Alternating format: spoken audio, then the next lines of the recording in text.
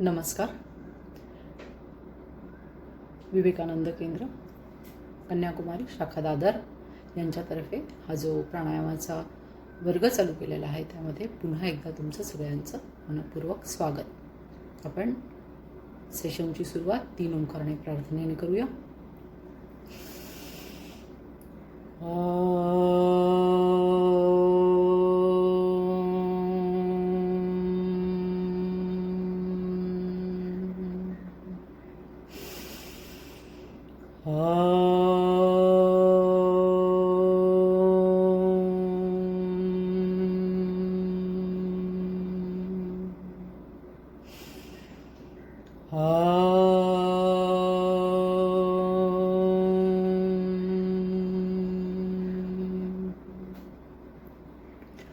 ओम सहनाववतु सहनौ भुनक्तु सह वीर्यं करवावहै तेजस्विनावधीतमस्तु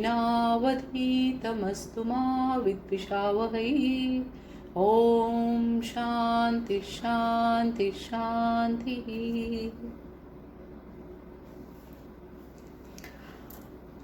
आपण माझ्या आधीच्या लेक्चरमध्ये बघितलं की आपलं जे श्वसन आहे ते कसं चालतं आणि त्याचा श्वसन मार्ग, रेस्पिरेटरी सिस्टम.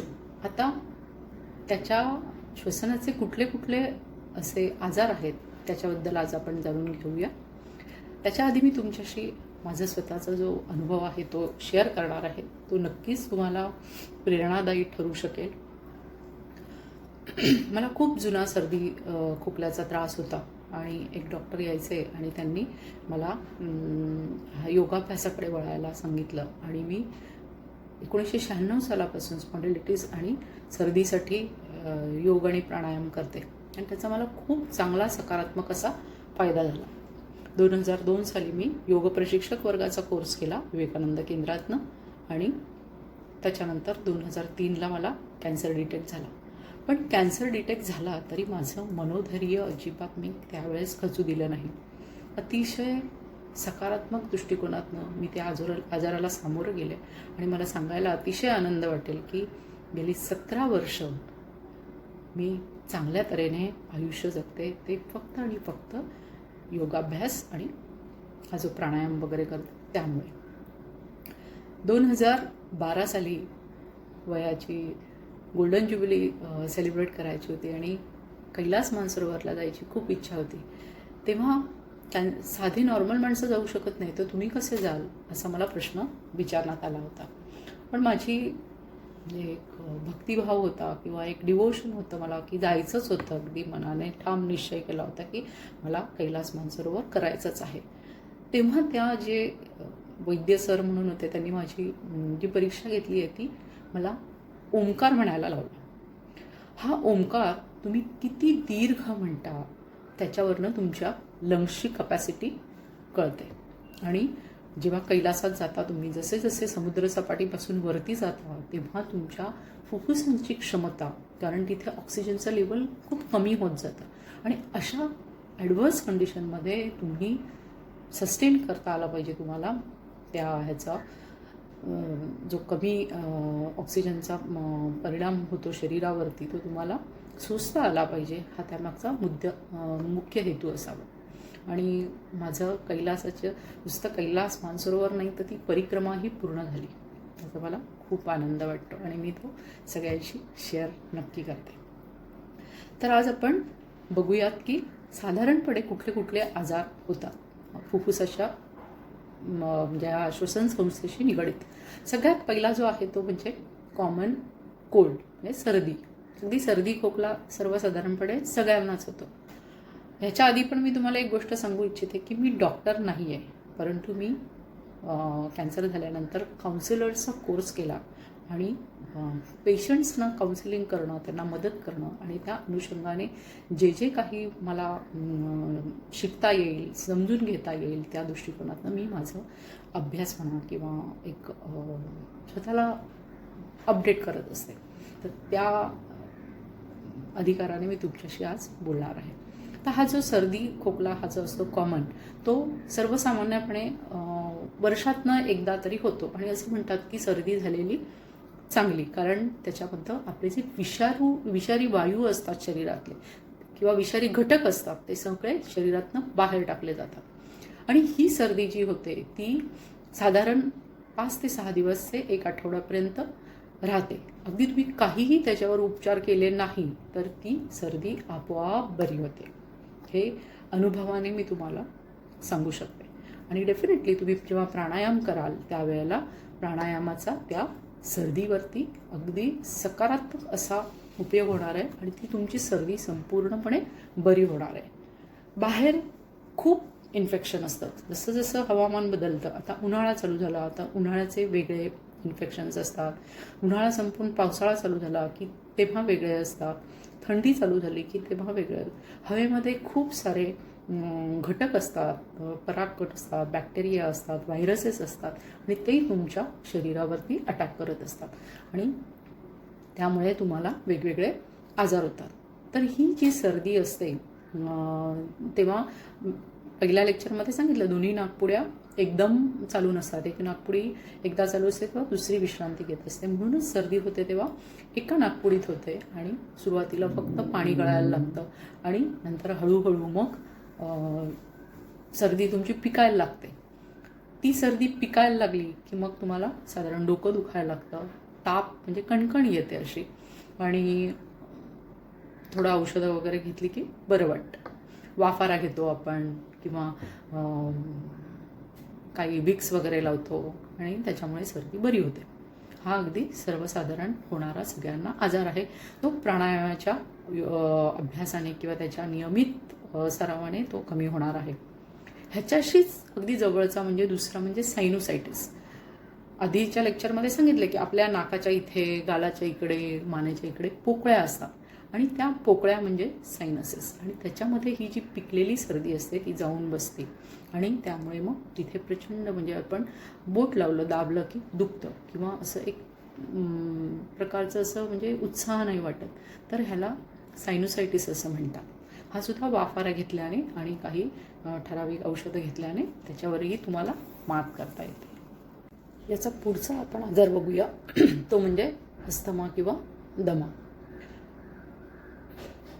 अस्थमा हा जो आजार असतो तो आपण सर्वसाधारणपणे सगळ्या एज ग्रुपला होतो आणि ह्याच्यामध्ये ज्या श्वासवाहिन्या असतात, आपल्या श्वसनवाहिन्या, त्यांचा दाह म्हणजे त्याचं इन्फ्लमेशन होतं, त्यांना सूज येते आणि जो चिकट पदार्थ असतो ज्याला आपण कफ म्हणतो किंवा म्युकस म्हणतो तो त्या वाहिन्यांमध्ये अडकून पडतो आणि त्यामुळे तुम्हाला श्वास घ्यायला अतिशय त्रास होतो आणि त्यांना इतकी त्यांची पाठ भरून येते, त्यांना अगदी म्हणजे झोपावंसं वाटत नाही पाठीवर आणि श्वास घ्यायला त्रास होतो. म्हणजे त्यांना शॉर्टनेस ऑफ ब्रेथ म्हणजे एकदम धाप लागते खूप.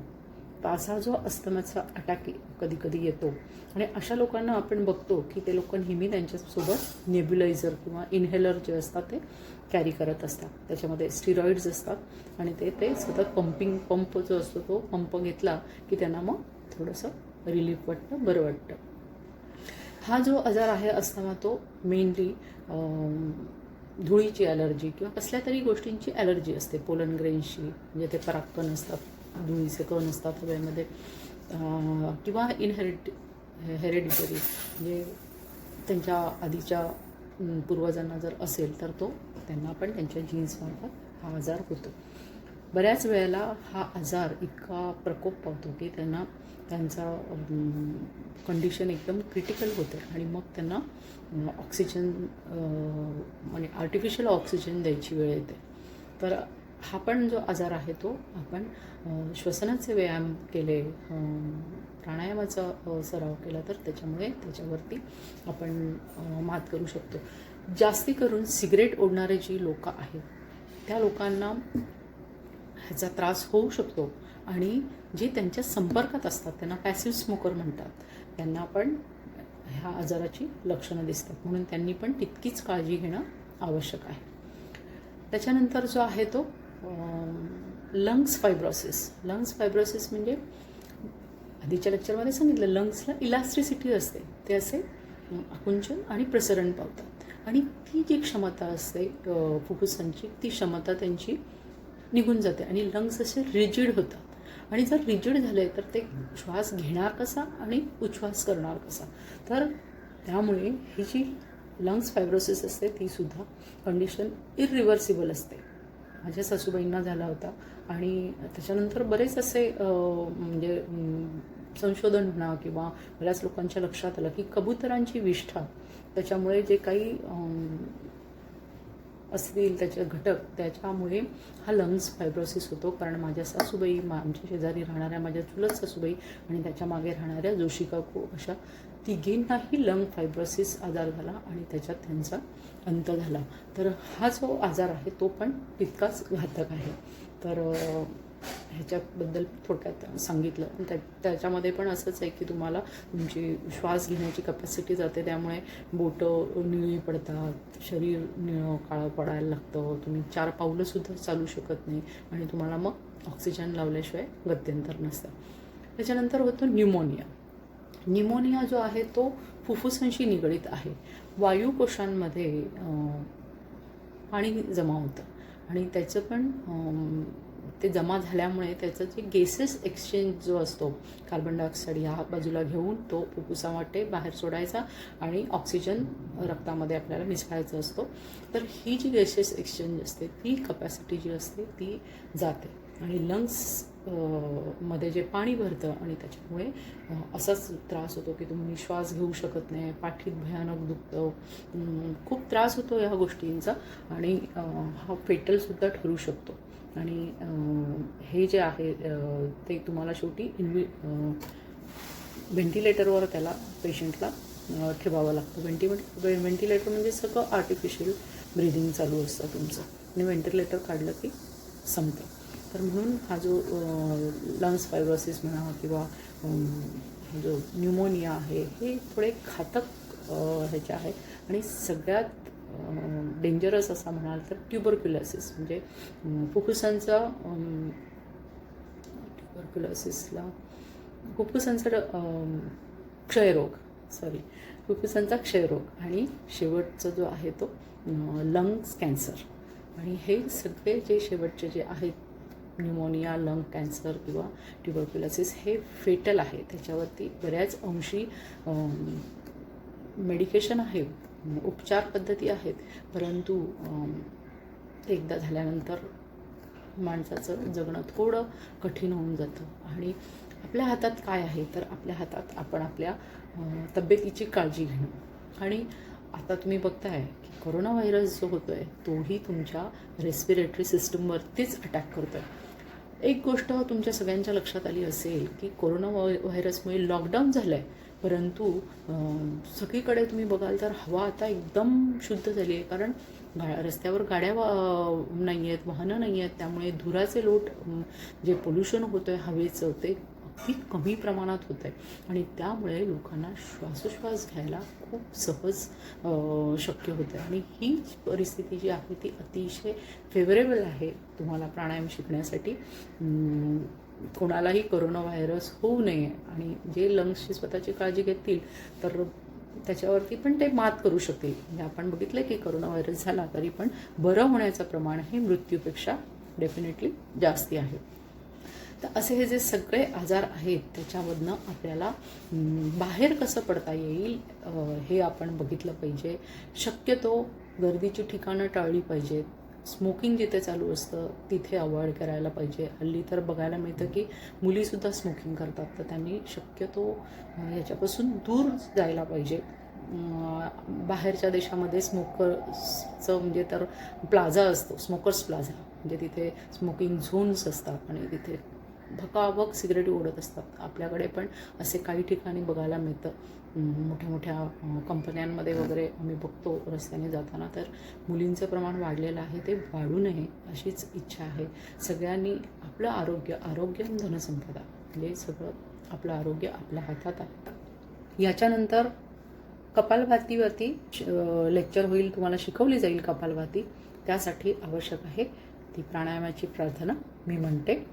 तुम्ही जेव्हा प्रॅक्टिस कराल त्यावेळेला म्हणायचा प्रयत्न करा.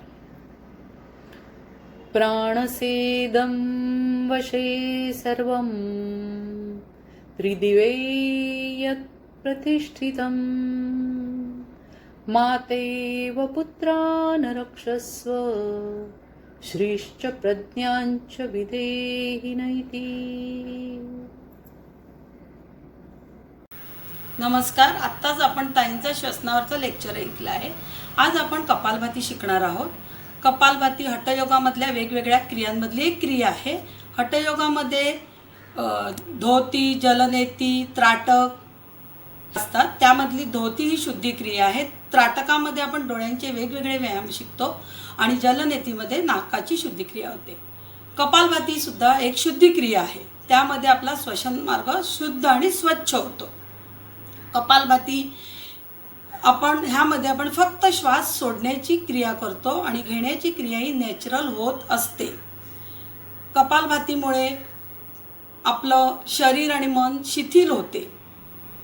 कपालभातीने आपण कार्बन डायऑक्साईड जास्तीत जास्त सोडू शकतो, त्यामुळे ऑक्सिजन आपण जास्तीत जास्त घेऊ शकतो। आपली श्वासनलिका स्वच्छ होते। आजच्या काळामध्ये कोरोनासारखा व्हायरस ज्याने संपूर्ण जगावर थैमान घातलेला आहे, त्यावर आपण जर मात करायची असेल किंवा त्याला सामना करायचा असेल तर आपण रोजच्या रोज कपालभाती प्राणायामाचे प्रकार केले तर नक्कीच आपण यामध्ये जिंकू शकतो। कपालभाती ही सकाळच्या वेळीच करावी, ज्या वेळेला आपलं पोट रिकामी सुद्धा असते। तसंच कपालभाती कोणी करू नये, कपालभातीला पण काही नियम आहेत, ते सगळेच जण करू शकत नाही। ज्यांना बीपीचा त्रास आहे, हार्टचे प्रॉब्लेम्स आहेत, हृदयाचे ऑपरेशन झालेली असतात किंवा स्पॉन्डिलिसिसचे प्रॉब्लेम असतील त्यांनी करू नये। महिलांमध्ये मासिक पाळीच्या वेळी आणि गरोदर महिलांनी सुद्धा करू नये, ही पूर्ण काळजी घ्यावी त्यांनी कपालभाती करताना। कपालभातीचे 2 प्रकार आहेत। पहिला प्रकारामध्ये दोन्ही नाकपुड्याने करण्याचा प्रकार आहे आणि दुसरा प्रकार आहे त्यामध्ये आपण वेगवेगळ्या नाकपुड्याने करतो। आता आपण कपालभातीचा पहिला प्रकार शिकणार आहोत आणि मी तुम्हाला करून दाखवणार आहे। नंतर आपण सगळे मिळून पुन्हा करणार आहोत। तर कपालभाती करताना खाली बसताना शक्यतो मॅट किंवा सतरंजी घ्यावी, फक्त लादीवर नुसतं बसू नये। आणि ज्यांना शक्य नाही आहे खाली बसणं त्यांना खुर्चीत बसलं तरी चालेल। कपालभाती करताना सुखासनात, वज्रासनात किंवा साधी मांडी घालून बसलं तरी चालेल। पण शक्यतो जर ज्यांना शक्य आहे त्यांनी वज्रासनात बसलं तर पाठ, मान, डोकं हे सरळ राहते, म्हणजे आपल्या प्राणशक्तीचं जे वहन आहे ते चांगल्या प्रकारे येते। कारण कपालभातीमध्ये फक्त आपण श्वास सोडण्याची क्रिया करत असतो म्हणून। आणि जर ज्यांना चष्मा असेल, आता मला चष्मा आहे तर तो मी चष्मा बाजूला काढून ठेवते। घड्याळ असेल ते सुद्धा बाजूला काढून ठेवायचं आहे। आणि कमरेला कोणी बेल्ट लावलेला असेल कमरेला तर तो बेल्ट सुद्धा काढून ठेवायचा आहे। म्हणजे फक्त आपण सहज शरीर आपलं रिलॅक्स आणि शिथिल ठेवायचं आहे आणि करायचं आहे। आणि शक्यतो डोळे बंद करायचे आहेत, पण सुरुवात आहे म्हणून सगळ्यांनाच ते डोळे बंद करून जमणार नाही, ते सरावाने ती क्रिया आपल्या हातनं आपोआप होणार आहे। आता मी तुम्हाला करून दाखवते। पहिला प्रकार, पाठीचा कणा ताठ, नजर समोर, हातात चिन मुद्रा। प्राणायामामध्ये मुद्रेला सुद्धा महत्त्व आहे, तर ही चिन मुद्रा आहे, अंगठा आणि दुसरे बोट।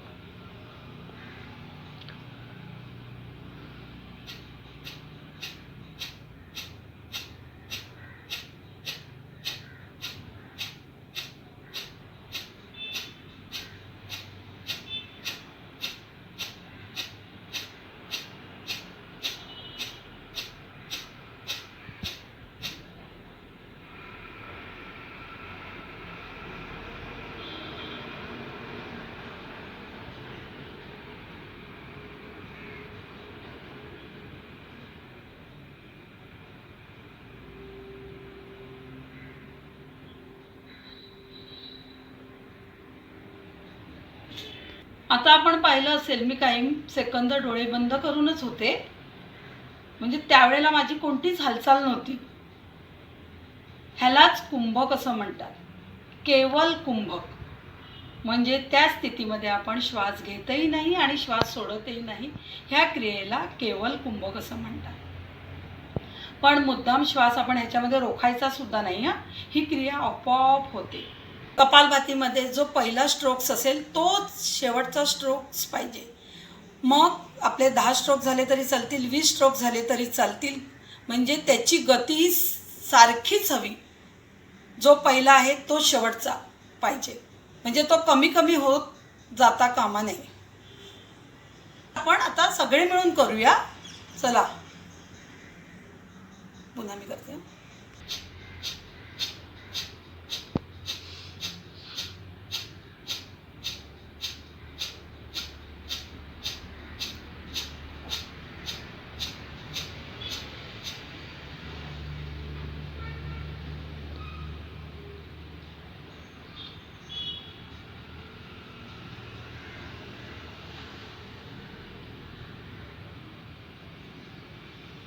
काही सेकंद आपल्याला कुंभकाचा अनुभव मिळालेला आहे.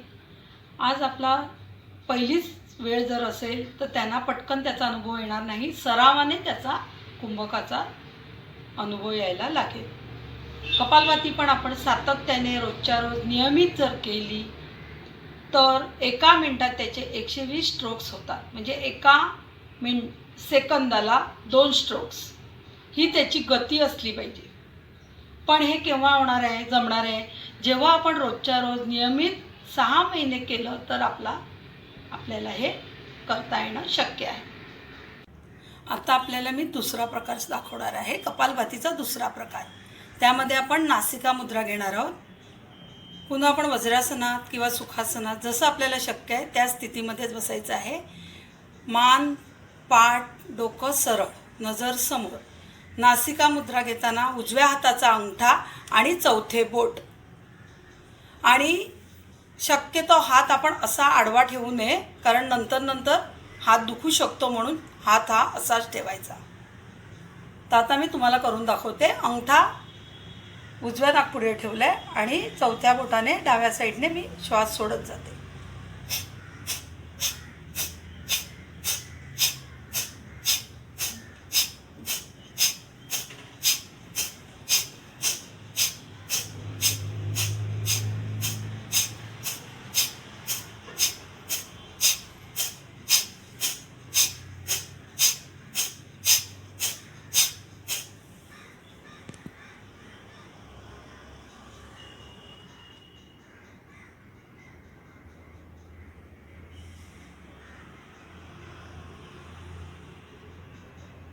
दुसऱ्या प्रकारात सुद्धा आपल्याला कुंभकाचा अनुभव मिळतो.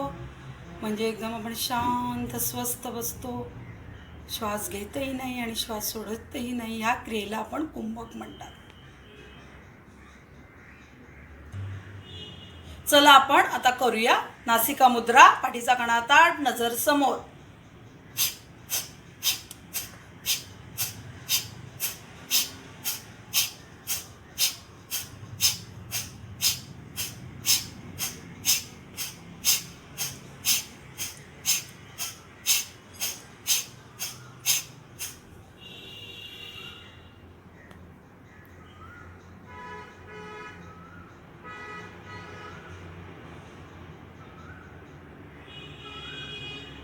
कपालभातीचे आत्ता आपण दोन्ही प्रकार पाहिलेले आहेत.